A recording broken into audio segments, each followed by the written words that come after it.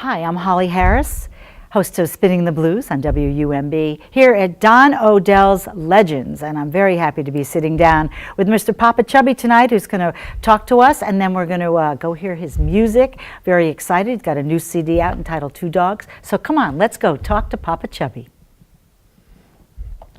All right. Hi, Hallie. Hi, I'm really happy to see you. I'm very happy for many reasons because it's been a long time. But I know you for like 20 years, right? Yes, I've known you Maybe for I met you 20 years ago, right? I think so. And I think I so first too. met you maybe even at the Regatta Bar. Something here like in that, Boston, yeah. You know, Absolutely. And then saw you in New York, seen you on stage. And then the last time I saw you was at Brian's Backyard Barbecue. I was just there. I heard you were just there. It's a cool place. It's a great place. It's my local haunt. Haunt, yeah, for lack of a better word. And Brian Ramilly is wonderful. Oh, he's a good dude. He's my bro. I love him. Yeah, it's good. And he has the best chicken wings in the world. Absolutely. And This is not a paid advertisement. It wasn't there when I was growing up. No, nothing was, No. man. He's the only game in town, too. Without him, there's no music in the Hudson Valley. Correct. I mean, in that part of the Hudson Valley. There's other places, but it's cool, man. And you're a Hudson Valley guy now. For 19 years. Okay. Yeah. Very, very I cool. escaped Brooklyn. Escaped from New York. Well, my mother's from Brooklyn. My father is from the Bronx, but Well, I'm from the Bronx originally. he went to DeWitt Clinton. No, I didn't go to school in the Bronx. I grew up on 181st Street, North Avenue. Oh, wow. A Bronx tale, that neighborhood, It's man. totally a Bronx town. And then I moved to Flushing, Queens. So I grew up with the New York Mets at Shea Stadium, Absolutely. unfortunately. So. Absolutely. Well, listen, let's get to it. I want to talk about this wonderful new release, Two Dogs. I love it, and I've been playing it. You're very welcome. And, you know, I've been really playing it. It's very, very beautiful. And you wrote everything on here except two tunes. Yes. And the two tunes, Sympathy for the Devil, Jagger Richards, and also Hallelujah with Leonard Cohen, were carefully selected. They were. This is an awesome CD. Tell me about some of the tunes that you wrote. Well, you know, the record, like what happens with me is I'm on the road all year long. So when I get off the road, usually in late November, this year, early December, my studio's in my house. It's like my laboratory. And I go down there and I just start creating. And with me, everything I've seen previously in the year, both on the media and on the news and living life and traveling out through the world, kind of sticks to my psyche. And it all comes out in the songs. This record, more than anything else, it's an old story, two dogs, two wolves. I mean, everybody's heard it. There's two dogs living in each of us, you know. And like I say in the song, one is full of love and reason, the other full is treachery and treason, man. It's like having the angel and the devil on your shoulder, except you got to be careful which dog you feed, because the dog you starve is the one that dies, and the dog you feed is the one that lives. And right now, I think in the world and in society, there's more than ever a cleft. You know, people are being pulled to two directions, and you see things happening like the darkness is not in the dark anymore. You know, people, they're out, man. All the evil people are the people who are not into the right thing, man. The people who are separatist and the people who are into, you know, bigotry and racism. Negative energy. Negative energy. That's it, man. So that really the record's about that, and that's what the title track is about, Two Dogs. It's absolutely beautiful. And am I saying this right? Cleophas Dupree. I've been playing that. I like it. That's a great name, man. It was a guy I met in Paris on my first trip, man, who just kind of, that song's kind of like a tribute to Albert King and Booker T and the MGs. Yeah. Man. And it was kind of a study in the Telecaster, man. I'm playing a Tele right into the amp on that one, into a Pro Reverb, and it just really sounded great, man. And I thought that was a great title for that song. It's great, and I blasted it. I mean, I played it on my blues show, so Awesome. it was great. And I thought the Sam Lace pistol was fabulous. Well, I mean, can't I take like them credit all. for that. My ex-wife wrote that song, co-wrote it with me, but really it's about a story. If you ever saw the movie Cadillac Records, man, which was about Chess Records, I always thought, this is a great movie, but this guy could have really used a brother, right? Yeah. They had Adrian Brody playing both Chess brothers. It's like, all right, whatever, man. Anyway, there's a scene where you see Howlin' Wolf playing in a bar, and Hubert Sumler is actually on stage with him, who was the Wolf's guitar player. Yeah. He's also in the studio scene, man. And a guy came in to shoot Hubert because he heard he was cheating with his wife. Oh. And Hubert told me the story. He said, man, it wasn't me. I just looked like the cat. So there's a line in the song, the joint emptied out and the wolf got mad. Hubert said, Wolf, this man's been had. His woman ran off with another man. And I can't help it if I look a little bit like him. So that's kind of it's the a really story. good song. But really, the song revolves around the guy who was the Howlin' Wolf's drummer, the legendary Sam Lay, who's still alive, man. He's still alive. Who was known to carry a straight razor and a pistol.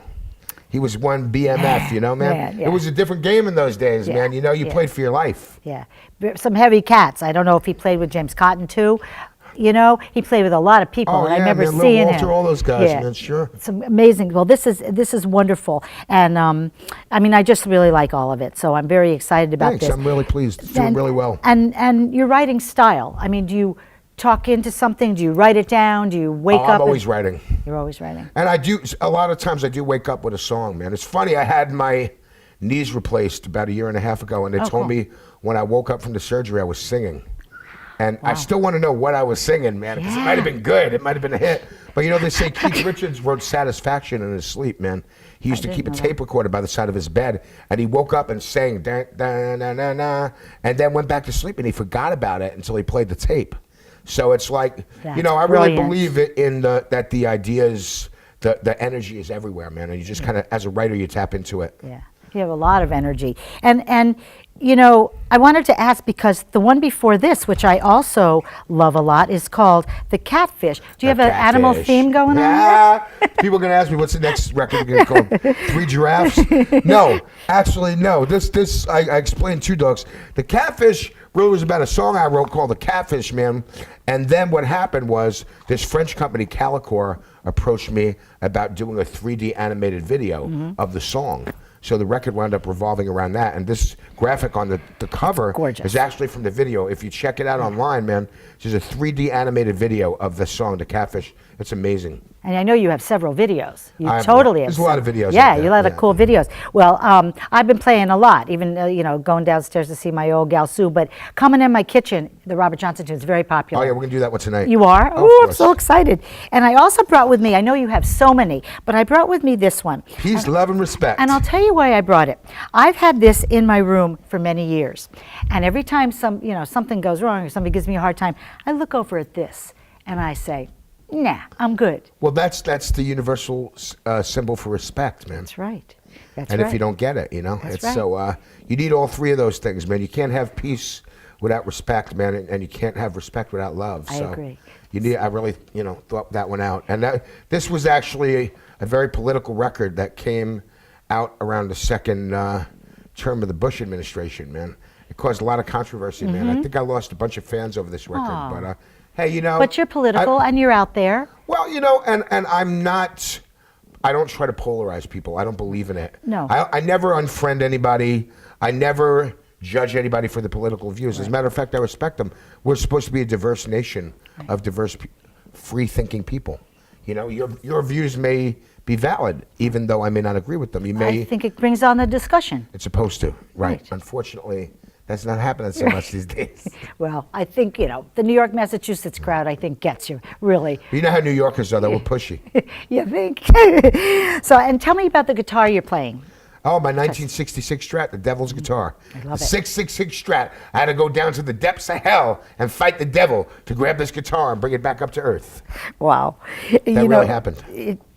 It's a wonderful, no, we're going to hear this. We're going to see this tonight as well. I wanted to ask, too, from all that you're writing and all the different CDs lately, has your writing changed? Has your guitar style changed with the times of the world? Because you've been doing this a long time. That's an interesting question because I believe that an artist should always question themselves. That I always said if I had a curriculum for a music school, the first course would be Crippling Self-Doubt 101. I would teach people how to doubt themselves because I think as an artist, that's your most important tool. Because if you start thinking everything you do is great, if you read your own press and believe it, you got a big problem, man.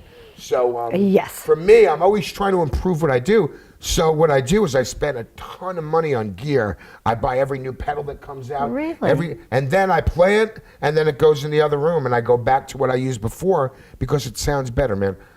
Ultimately, I'm a vintage guy. There's a lot of great ways to get a great sound, but to me, the old guitars, the old amplifiers, there's something magical about them, man. There really is. I think so, too. It's a part of Americana that doesn't exist anymore. and it's a part that is continually recreated by the industry. You see new guitars, a relic. They have, Fender takes their guitars and beats the crap out of them to make them look old, and then sells them. So it's like, I don't have to do that. Just give me your guitar for 3 months. I won't charge you anything. I'll beat the hell out of it. There you go. Maybe I shouldn't have sold my old Fender bass. I love Music Master. Those are awesome. And you know what? I just sold it and the amp. They've become very popular again. Yes, How old was it? 78. Yeah, they've become really popular again. I hope you get some good money for it. I got some good money, and Good. I sold it to a person who's using it and That's awesome. listening to this interview. Good for you. So yes, definitely. And you had mentioned that wonderful quote, and I really like the quote, and they totally got it right. The folks from Blues Magazine, when you talked about the dogs we feed, I liked that. I liked what they also said. They said, that the singer, songwriter, guitarist, stylish, about your passion. The Stooges meets Buddy Guy, Motorhead meets Muddy Waters, and Jimi Hendrix meets Robert Johnson. Wow. I loved it. It's a lot to live up to, man. But you're there already. I just like a cheeseburger. Go home, no I'm kidding. But I thought it was really, really a cool statement, and because you're not just blues, you're not just rock, you're a musician. I appreciate when people get what I do. Yes. It really, it's nice to have the validation, but in all honesty, it's not my motivation. My motivation really at this point in life is that if my music can uplift one person and make them feel better, then I've done my job. And I've had that happen time and time again in my life. I just received an email from a woman I knew in San Francisco who about 5 years ago, she brought her friend who was suffering with cancer to the show. And this woman was really sick, man. And I arranged for them to come to the show. Luckily, there was an elevator. She came down. The woman just passed away. And the woman, pretty much, a day or two before she died, made sure to tell her friend to tell me what that meant to her. And that, to me, man, that's what it's all about. You can't, you can't put that on a chart. You can't make an award out of that. Right. You can't do it, but that's what this is all about, man. What we do is uplifting to people. Music is supposed to be uplifting. It's supposed to make people feel better. It's supposed to make the world a better place, man. I agree. So that's what we're trying to do. And you're doing it. And I think, I know Dave Keys a little bit. I got to speak and meet with Steve Hawley. You spoke to Steve Hawley? Yes. Oh, boy. Let me tell you, your bandmates are just magnificent. You know what's wild? I know these guys. magnificent. I know these guys for 25 years. Yeah. So it's like we don't always all get to play together because we're all doing different things. But for this, man, it was great. Don called me for this, and I said I got to get the A-team, man. Well, so I called it's Steve true. and I called Dave, and it's going to be great. Well, and you've taken, again, of energy, and you're all, without the ego, you are uplifting people. You're bringing it to the next level and making people happy and feel good. No, I mean that. Then I'm done, man. Life is good. Your life is good. So tell me about the other members of the band and your touring. I want to know about that. Wow. Well, the touring has been nonstop, man. We haven't stopped. Correct. This year we probably did about 180 dates. Not all with these guys either. No. Well, Dave did a lot of them. Yep. And Anthony Candulo on bass has been doing pretty much everything. And Steve, unfortunately, is not always available because he plays with the Ian Hunter band. Correct. So Ian, who just turned 80, has been touring nonstop as well. I think they did 180 days in Europe last year, which is amazing, man. Huge. So, different drummers have been doing it, but, we just in the last couple, since October, we did a run out to Colorado and back, Midwest run out to the Rockies, and then we came back, and then we were in Europe for a month and a half. Right. France, Germany, Austria, Holland, Switzerland, and now I'm home doing East Coast dates, and then January I'm back down to the southeast of Florida, and then the end of January I'm back to Europe again, and I'm going to play the legendary Bataclan Theater in Paris, the one where the tragedy occurred a couple of years ago. That's So I'm right. really excited to go back there. That's going to be magnificent. It's going to be awesome. You're an Yeah, because international Paris is star. like my second home, man. It is. Oh, yeah, Okay. I love it there. Wow. I lived there for a while when I was 17. Oh, yeah, man. I lived It's there a great for the city. year. It really It's a is. great city, and so I'm glad you're going to It's play a that. lot like New York, too, Paris. It's got It the is same like kind of New York. vibe. Yeah, a little more romantic, but similar. Food's better. No, Yeah, that's not true. Good food in New York, food. Right, exactly. But my Swiss friends saw you in Europe. Oh, awesome, and so man. some Swiss Yeah, we blues love guys. Switzerland. We yeah. love everywhere, man. It's great to be back in the U.S. playing, man. I love it here. And here for I the love playing for my holidays. U.S. fans, and especially in the Northeast, man. We last love night you. We were at Shands in Woonsocket, one of my favorite venues. We're going to be at Daryl's house at the end of the month. We're doing the Turning Point in Piermont, New York for the 19th year in a row on New Year's Eve. Fabulous. My sister, I think, is going to try and catch you to be home, at, man. in It's Marlboro. nice to be home with Mary Beth and the kids, and it's nice. a lot of fun. It's really, really great. I wanted to ask about your accolades. I know you started off very early on. What was the California connection with the Long Beach Blues? Oh man, that was so long Yeah, ago. it was I a barely long. remember. But that's like your first I'll tell you accolade, what right? it was, man. Here's the deal. I got to be honest with you. Yeah. I don't do contests. It's just Okay. not my thing, man. I don't do awards. Okay.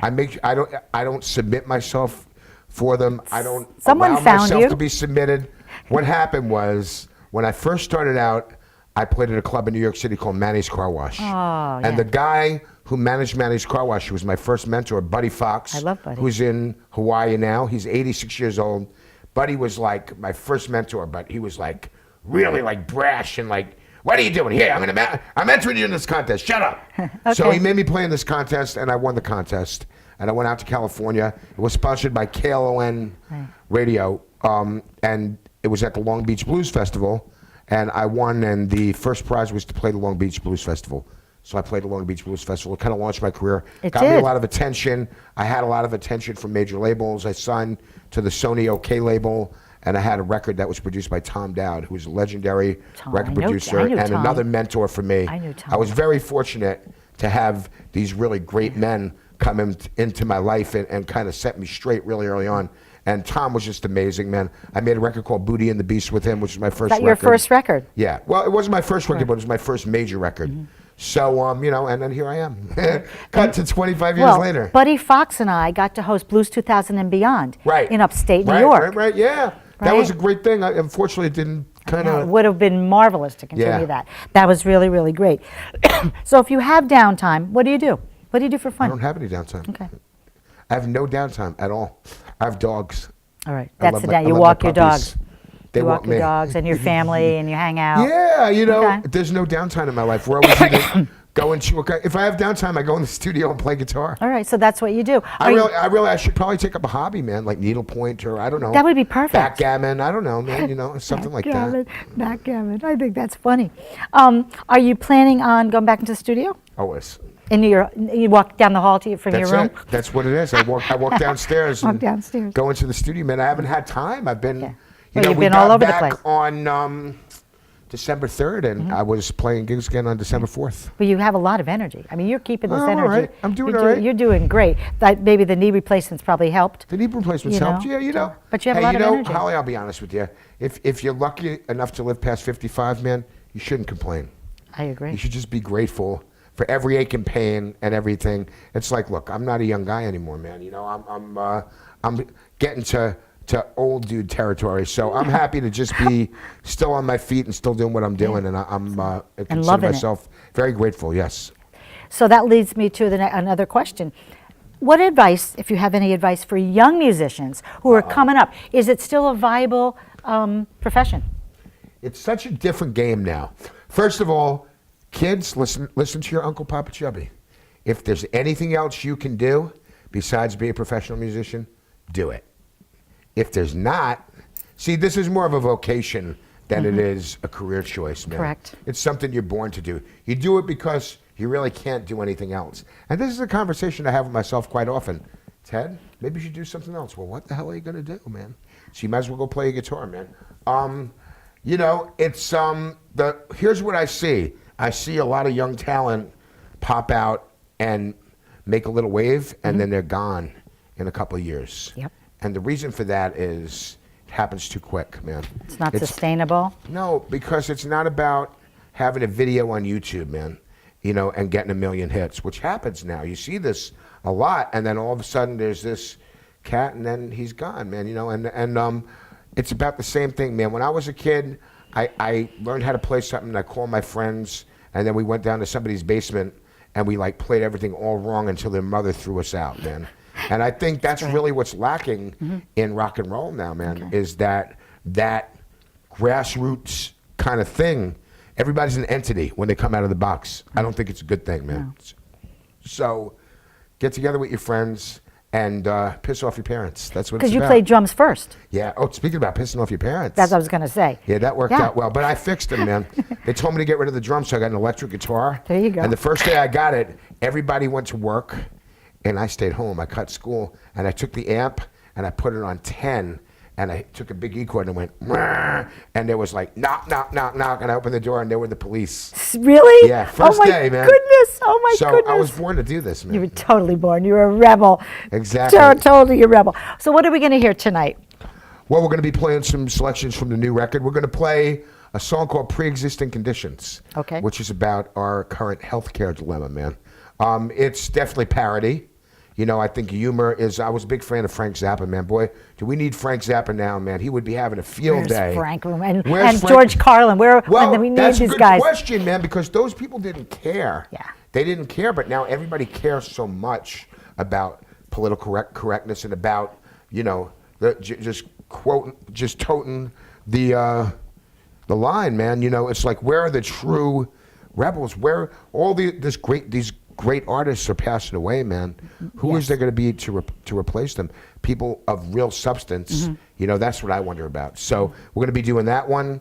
We're going to be doing a lot of stuff from the new record. We're going to do a Christmas song I wrote Oh, called goody. "I'll Be There on Christmas Day." Oh, I'm psyched. And Dave Keys is going to do one from his new record. David's got a new record called "The Healing" that I Yes, worked he on. I did 6 does. tracks on. I meant to bring it, but I left Yeah. it home because I was listening to it. So great. So it's going to be a lot of fun. I'm excited. Well, I'm with Papa Chubby, Papa Man here. We're going to go hear some music. I'm just thrilled that you sat down with me. It's just such a pleasure. And you are one of the spokespersons for our generation. I mean, you are.